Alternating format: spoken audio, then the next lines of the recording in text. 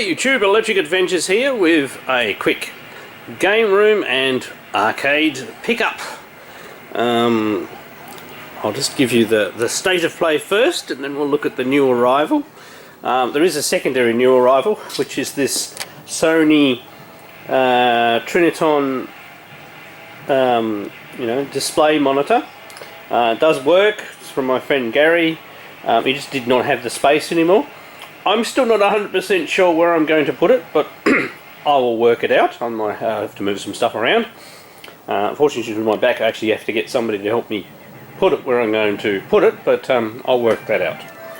So we'll go around the room and look at the arcades. So we have the Sega Galaxian. I still haven't done any more work to this. It still needs the new glass. It still needs one of its legs needs to be repaired.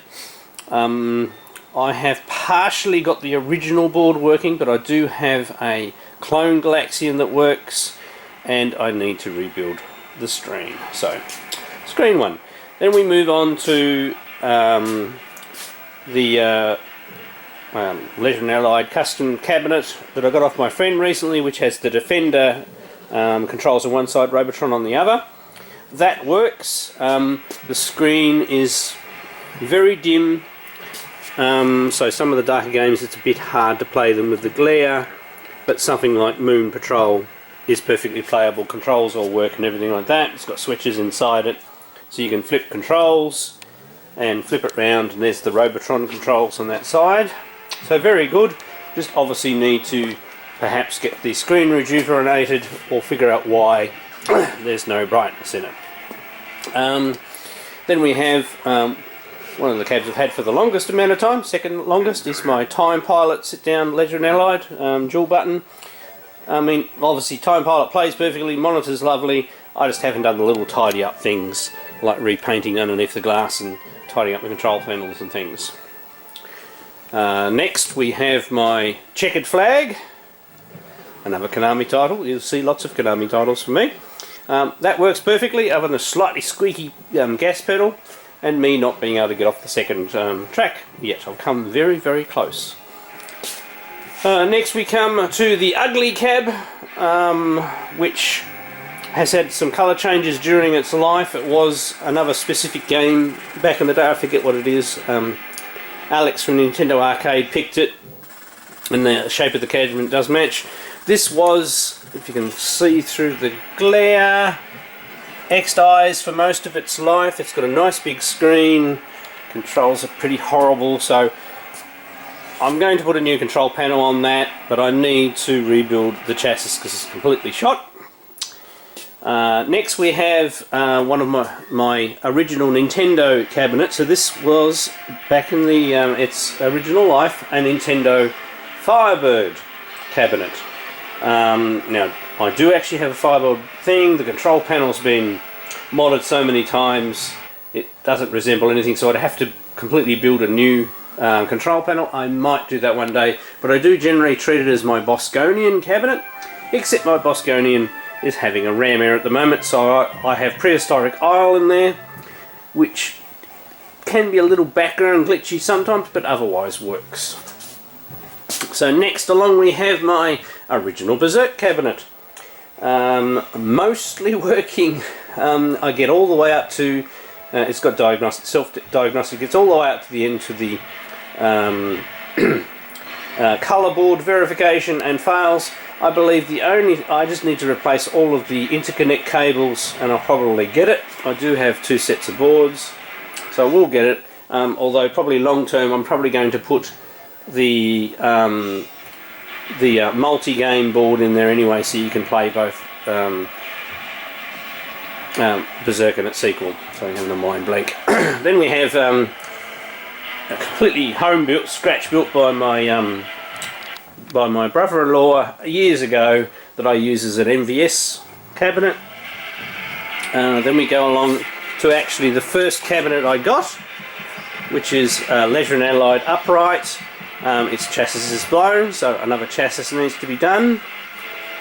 We have my arcade 1-up pinball, and underneath there you can see the chassis out of the Ugly Cab.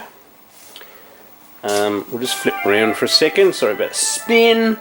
We have first of my mini cabinets, and that's got choplifter in it, and it's working fine. What I thought was a monitor issue is obviously it was a dry solder joint in the board, and that's been working perfectly. Monitor's nice and bright. My Tutankhamun was working perfectly, but the brightness part of the chassis is gone.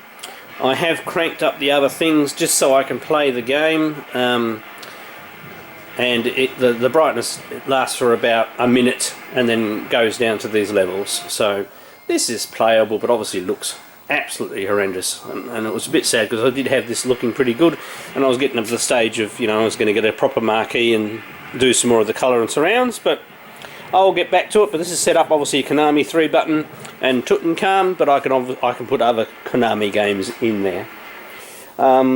So here underneath a couple of things, so you can see some of the games I've been playing, is an original Space Invaders cabinet, Tato Space Invaders. It's not in too bad condition. It's the black and white monitor with the coloured cellophane. The screen actually works, the board works. There's just a little issue with the voltage regulators on the power supply, and it not giving out the right voltages, so I can't get it to start at the moment, and I don't want to play around too much or it will damage the other parts that were fixed. So I may give up and not try and restore the original power supply, and may put an rather than, because obviously that's very old, the original power supply, and it's only going to damage the other components, so I probably will replace it with a more modern power supply with some circuitry to handle its special things that it needs. Just going past, there's R-Type 3 on the Super Famicom, and we get to our new edition. So it's an original Nintendo cocktail cabinet, and it has Helifire control panels on it, so that's obviously what it was originally out of the factory. I do believe this is where the original button was, and they've put in another button at some stage, so I'm not going to be able to, I don't believe they had two buttons. I'm sure they had one and it was red. You still can press the stub there, but for some reason, rather than taking out those buttons and replacing them, they've put in a whole new button. Because other than that, the control panel's not in that bad condition. So I'll have to see how far I go with that. I mean, look, I'll put new button faces on here to start with, and these controls work fine, at least for player 1. I haven't tried player 2 yet. But it's all good. Obviously the original score artwork, it does not have a Helifire PCB in there. It has spent a considerable amount of its life as a Crazy Kong, which is a obviously a Donkey Kong knockoff. And I'll give you a little bit of gameplay. So it's in there, it's working. As you can see, the monitor actually looks quite nice. It has a little bit of a judder, but that could actually be this game. Actually, the judder's gone away now that it's warmed up. I've had this turned on while I was doing another couple of things. So inside has no locks. So it's all original inside, other than obviously the board's been swapped, and probably a newer power supply has been put in. So that means we know we don't have to worry about mucking around with power supplies. You can see all the original instructions for looking after it are underneath there. And I'll just pop that down again. So it's in, obviously there's a little bit of wear and tear on the woodwork, but it's otherwise in not too bad condition. There's not too many scratches on the glass. All of our corner things are alright. There's a little bit of rust on that one that needs to be cleaned up, so I'll take those off and I'll clean those up. Just to show you the two-player controls, so the same button change has been made around here. Maybe there were two buttons on this at some stage, I don't know, but I looked at some pictures and I can only see one button. Obviously you've got your Nintendo, so these are not too bad. Other than cleaning, I wouldn't mess around with them too much at all. I'm pretty happy with those. And I can get a set of reproduction Helifire art. So basically you have a scoring thing here and a scoring thing here, and then the Helifire art is supposed to go here. I can get those. It's only, obviously, I need to get hold of a Helifire board. So what we'll do, we'll just pause for a second, and even though it's Crazy Kong and this is a Helifire cabinet, we might as well show you what Crazy Kong's like. Okay, so here we go, we're on the screen, so as you can see the picture's not too bad, it's pretty steady. This Crazy Kong Bootleg is pretty, shall we say, rough. It's just, I mean, you're playing Donkey Kong, but it just doesn't quite feel right because the sounds have been changed and the colours aren't right, but I'll just show you the best way. And I'm bending over playing this, so I'm not going to be that good. I haven't found the volume control yet, so well, it's coming out alright. As you can see, the colour of Kong's horrible. And it's just got different sounds which make it sound very weird.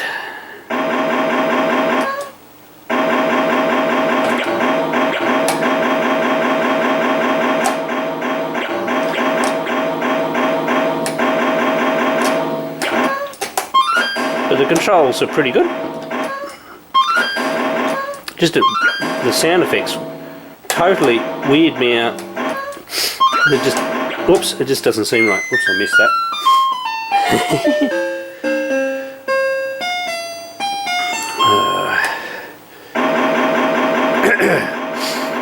I mean, look, I like Donkey Kong, don't get me wrong, but I really would like to play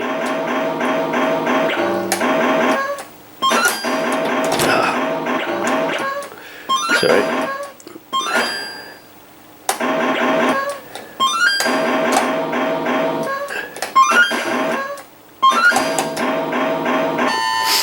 So the controls are pretty responsive.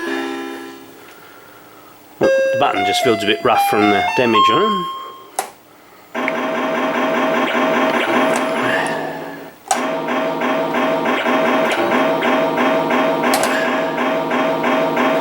Not going for point grabbing.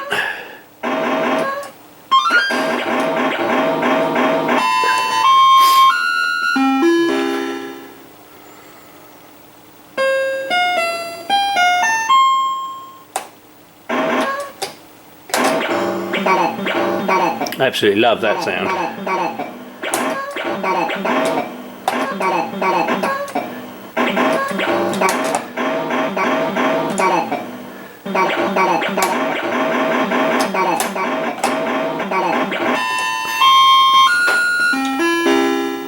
So, you know, it's a playable version of Donkey Kong.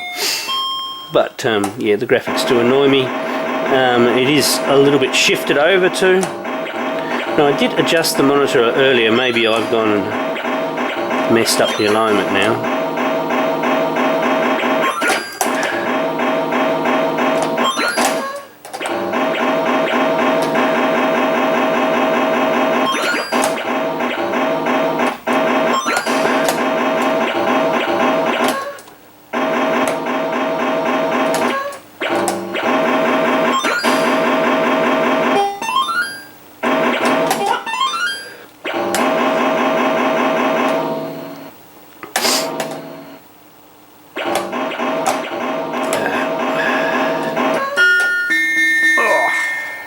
For the back.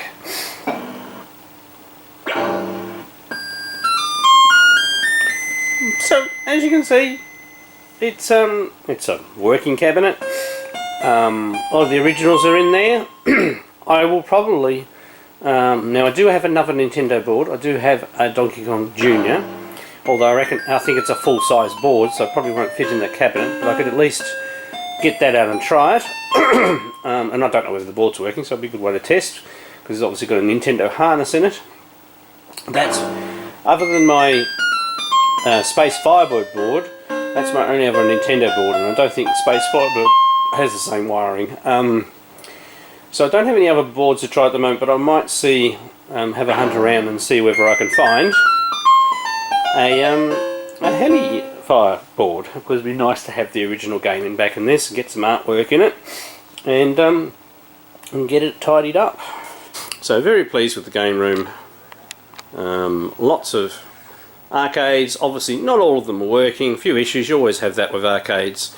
I'm probably going to send off a batch of CRT chassis off to a gentleman here in Australia who fixes them.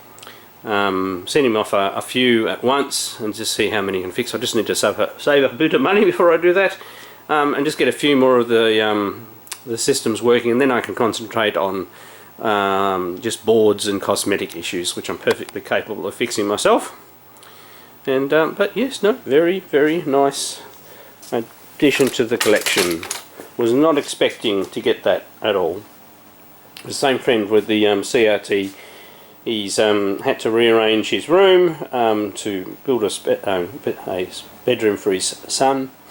So he doesn't have as much room anymore, so he had to let it. He didn't want to let it go, but he had to let it go because of space.